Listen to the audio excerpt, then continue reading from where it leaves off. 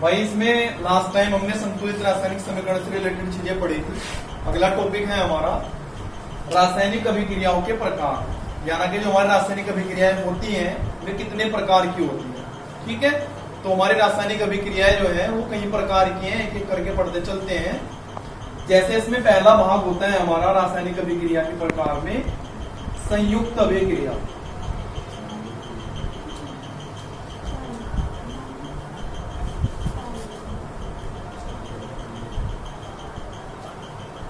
संयुक्त अभिक्रिया। वैसे तो मैंने आप लोगों को बता रखा कि कुछ शब्द ऐसे होते हैं अपनी डेफिनेशन स्वयं ही देते हैं। संयुक्त का क्या अर्थ होता है? जुड़ना या जुड़ा हुआ। जैसे कह भी देते हैं भाई संयुक्त परिवार है। संयुक्त परिवार का मतलब कि एक ही जगह रहते हैं, सारे के सारे मिलजुल कर रहते हैं, तो संयुक्त का मतलब है मिलना। बात समझ में आ गई? तो संयुक्त अभिक्रिया में भी क्या होगा, दो चीजें या दो से अधिक चीजें आपस में मिलेंगी और क्या बनाएंगी, एक ही चीज बनाएंगी। बात समझ में आ गई? अर्थात संयुक्त अभिक्रिया क्या है। जैसे एक सस्ता सा एग्जाम्पल लेके चलते हैं पहले, फिर एक महंगा सा एग्जाम्पल लेंगे। ये तो सबका पढ़ा हुआ है ही भाई, सबसे ज्यादा बिकने वाला है H2 प्लस क्या बना था H2। सभी को पता है H2, ये तो सपने में भी आने लगा होगा। तो इसको जब बैलेंस करते हैं, यहाँ 2 से गुणा करी थी हमने, यहाँ भी 2 से गुणा। इसमें आप क्या देख रहे हैं, दो गैसें आपस में मिली, यानी कि दोनों के दोनों अभिकारक हैं, और ये आपका उत्पाद है, यू नो वेरी वेल। ठीक है, इसमें दो अभिकारकों ने मिलकर केवल और केवल एकल उत्पाद बनाया। एकल माने एक। तो ये अभिक्रिया हमारी क्या है, संयुक्त अभिक्रिया। निकलेगी डेफिनेशन, एग्जाम्पल नहीं बता दी। अर्थात क्या डेफिनेशन निकलेगी कि जब दो या दो से अधिक अभिकारक या पदार्थ आपस में मिलकर एकल उत्पाद का निर्माण करते हैं, तो इस प्रकार की अभिक्रिया को संयुक्त अभिक्रिया कहते हैं। सभी को समझ में आ गया? कोई दिक्कत? चलिए, ये तो खैर एग्जाम्पल आपका बहुत ज्यादा प्रचलित हो गया। अब कोई नए नए एग्जाम्पल ही पढ़ते हैं। जैसे इसके बारे में सुना होगा आपने, ये फर्स्ट एग्जाम्पल है आपका। सेकंड एग्जाम्पल समझ लीजिएगा, CaO प्लस H2। पढ़ा है CaO के बारे में? वैसे इसको क्या कहेंगे भाई, अपने आप ही पता लग रहा, कैल्शियम ऑक्साइड। और ये क्या है, जल। कैल्शियम ऑक्साइड जो है, इसको जब हम नॉर्मल लैंग्वेज की बात करते हैं तो इसे बोलते हैं बिन बुझा चूना। देखा है ना? अब तो क्या हो गया, पहले जैसे घरों पे पेंट वगैरह करते थे तो चूने का गट्टा आया करता था। तो चूने के गट्टे को हम क्या करते थे, पहले किसी भी पात्र वगैरह में बड़े से में पानी डाल लेते थे और उस चूने को पहले क्या करते थे, पानी में डालते थे। फिर आपने शायद देखा भी होगा कि उसमें से धुएं से निकलते थे। धुएं निकलने का मतलब क्या है, पानी में डालने पर वो बुझ जाता है।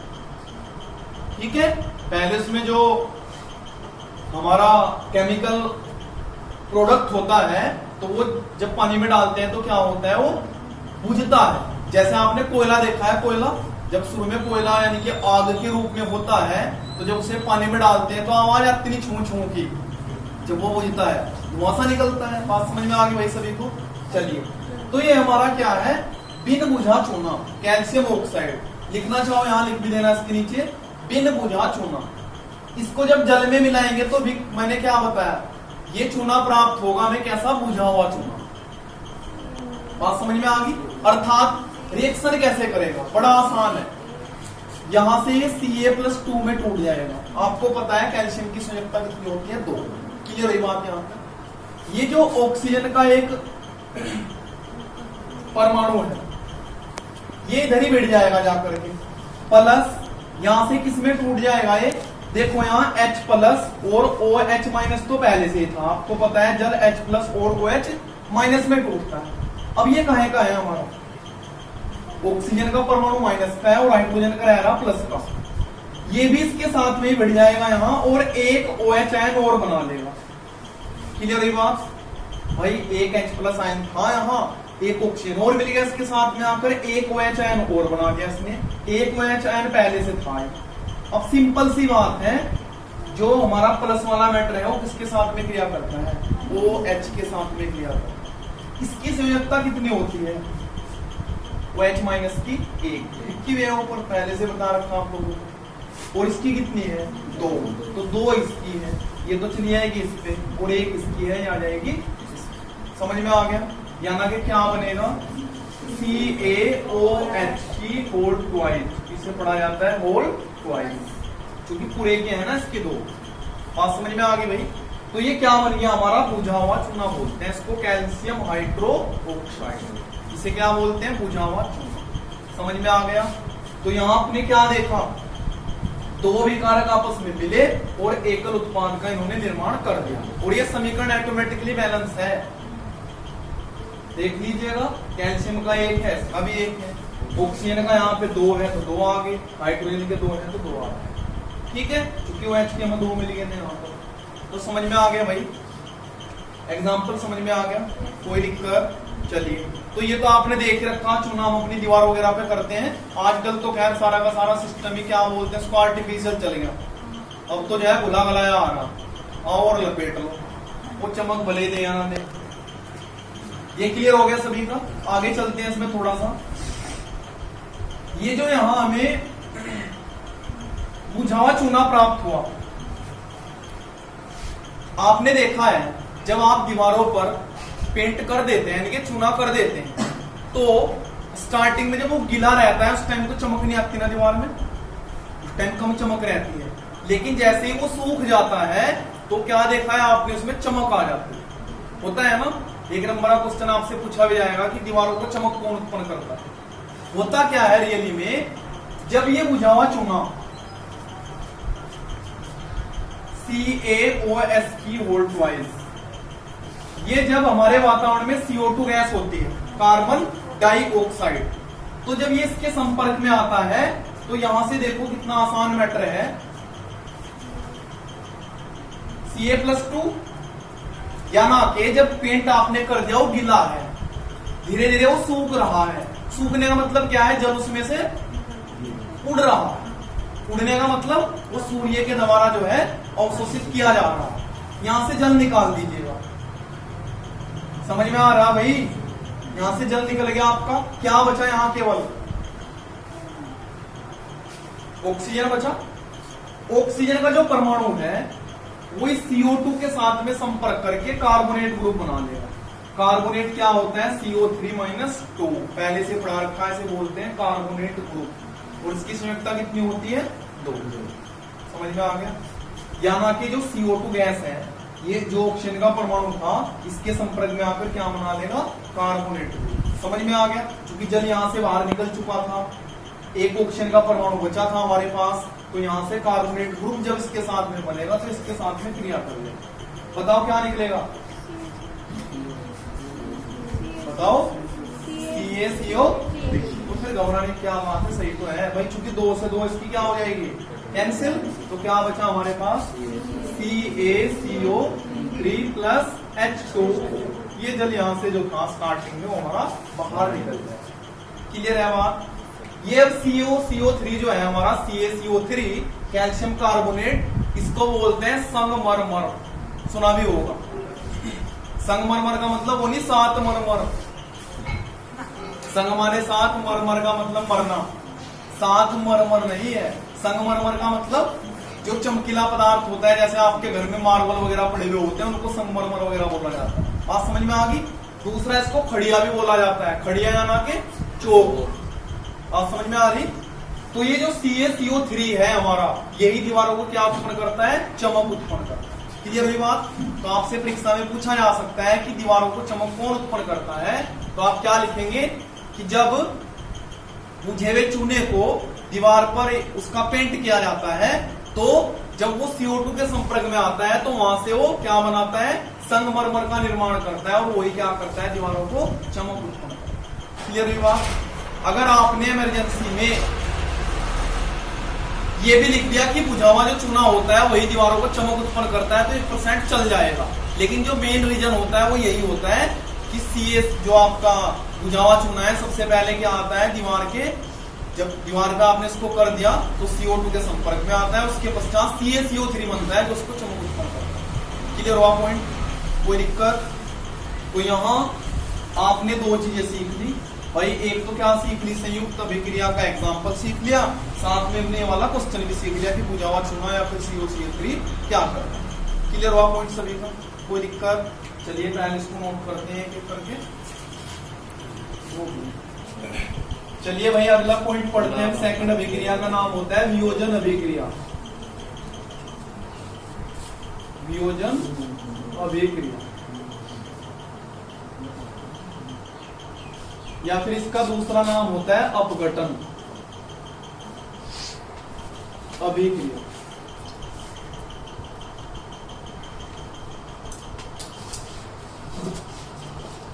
मेरे ख्याल से बतानी ना पड़े, स्वामी बता रहा शब्द। वियोजन माने क्या होता है? तोड़ना। Very good. वियोजन माने क्या है? तोड़ना। अपघटन का मतलब भी क्या है? टूटना। तो इसलिए दूसरा नाम इसका हमने क्या रख दिया? अपघटन अभिक्रिया। बात समझ में आ गई? तो इस बार क्या होगा, जो हमने संयुक्त अभिक्रिया पढ़ी है उसका उल्टा नहीं होता, वियोजन। भाई संयुक्त का मतलब क्या है? जुड़ना, और वियोजन का मतलब क्या है? टूटना। ठीक है? कहते हैं भाई ये परिवार तो आजकल बिखरे बिखरे रहने लगे, संयुक्त परिवार तो रहा ही नहीं कहीं भी, चार वहां पड़े चार वहां पड़े, वो बिखरे हुए पड़े। बिखरे का मतलब एक ही फैमिली के सदस्य कोई दूसरे क्षेत्र में पड़ा हुआ है, कोई दूसरे क्षेत्र में रहता है, तो इसका मतलब वियोजित है, टूटे पड़े। बात समझ में आ गई? तो इस बार क्या होगा, एकल जो उत्पाद है वो क्या होगा?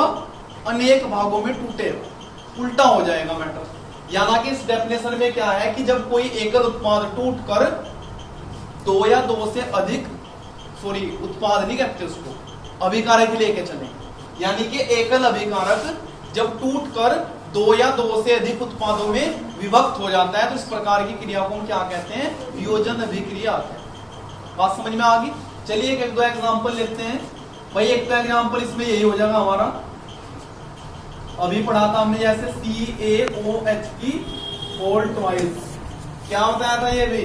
बुझावा चूना। जब आप इसको गर्म करते हैं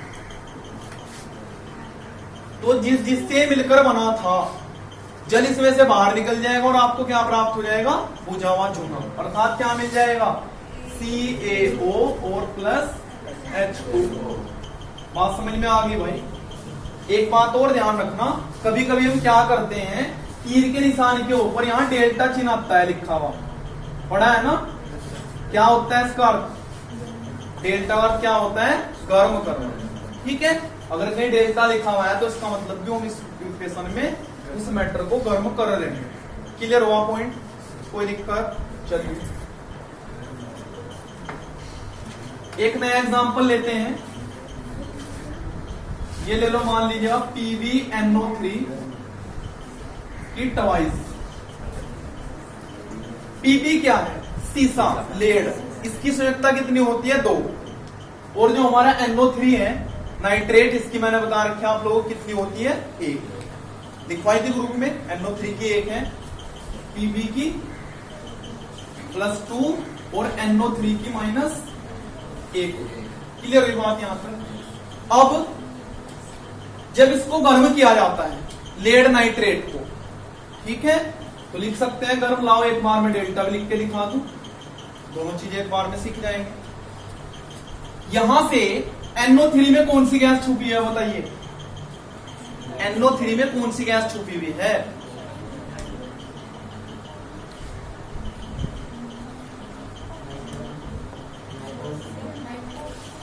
हाँ हाँ सही बता रहे, तुम बताओ क्या था? ऑक्सीजन तो है ही, नाइट्रोजन भी तो है, साथ में ऑक्सीजन भी है। तो इसका मतलब क्या है? आपने गैस का नाम सुना होगा NO2, नाइट्रोजन ऑक्साइड, नहीं सुना? तो इसमें जो है NO2 गैस छुपी हुई है हमारी। NO2 नाइट्रोजन ऑक्साइड गैस जो है हमेशा नाइट्रेट में होती है। बात समझ में आ गई? तो यहां से NO2 गैस तो निकल जाएगी बाहर। अब क्या बचा हमारे पास? यहाँ ऑक्सीजन का एक परमाणु बचा है ना, तो यहां से Pb+2 और ये O-2, 2 से 2 क्या बन जाएगा? PbO। क्लियर हुआ भाई पॉइंट? PbO का मतलब क्या है? Lead oxide. पीबी को क्या बोलते हैं, लेड यानी कि सीसा, और प्लस यहां से जो हमारी NO2 गैस है नाइट्रोजन ऑक्साइड, ये क्या आ जाएगी, बाहर निकल जाएगी। तो यहां आपने क्या देखा, एकल उत्पाद है, सॉरी एकल अभिकारक है, और उसने टूट कर जो है कितने उत्पाद बनाए, 2। तो इस अभिक्रिया को क्या नाम दे सकते हैं, वियोजन अभिक्रिया। बात समझ में आ गई। तो इस प्रकार के कई क्वेश्चन हो सकते हैं हमारे। चलो मैं एक दो अपनी तरफ से बता देता हूँ, समझ में आ गया भाई सभी को। नाइट्रोजन गैस यहाँ से बाहर आ जाएगी हमारी, ठीक है, और इसके साथ में क्रिया करके पीबीओ बना देगा। नाम जो मैं बोलता रहता हूँ साथ साथ लिख दिया करो, जैसे लेड नाइट्रेट, और ये लेड ऑक्साइड, ये नाइट्रोजन ऑक्साइड। सी, इस क्वेश्चन को आप आगे भी जाकर पढ़ोगे, H2O जल, ये नहीं पीछा छोड़ देगा पूरी उम्र तुम्हारा, क्योंकि जल है तो जीवन है, ठीक है, पढ़ा हुआ है आपका। बैलेंस तो चलो बाद में करते हैं, वैसे तो आपको पता ही। जब इसमें विद्युत धारा प्रवाहित की जाती है, जब इसमें विद्युत धारा यानी कि इलेक्ट्रिक करंट प्रवाहित किया जाता है, तो ये हाइड्रोजन और ऑक्सीजन इसमें से बाहर निकल जाते हैं, अर्थात इसमें टूट जाते हैं। इसका आपको पता ही है कितने होते हैं, 2।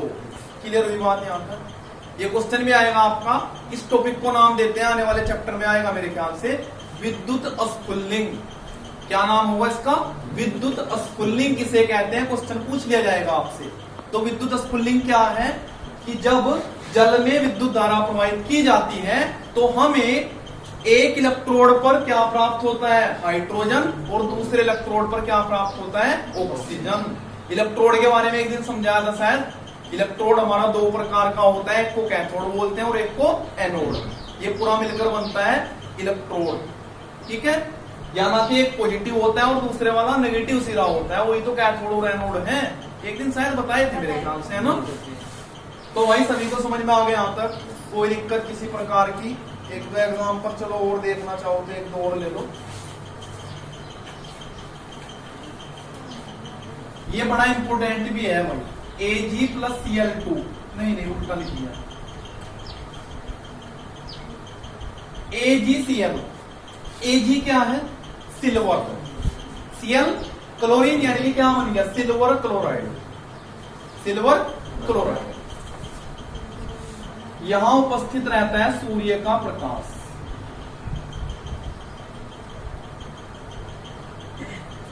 तो जब सिल्वर क्लोराइड को सूर्य के प्रकाश में हम खुला छोड़ देते हैं, तो इसमें से जो सिल्वर और क्लोरीन है ये अलग अलग हो जाते हैं, यानी कि सिल्वर यानी कि चांदी अलग निकल जाती है, और जो क्लोरीन गैस है वो यहां से बाहर निकल जाती है। यहाँ के क्या बनेगा आपका, Ag प्लस क्लोरीन का क्या होता है पूरा फॉर्मूला, Cl2।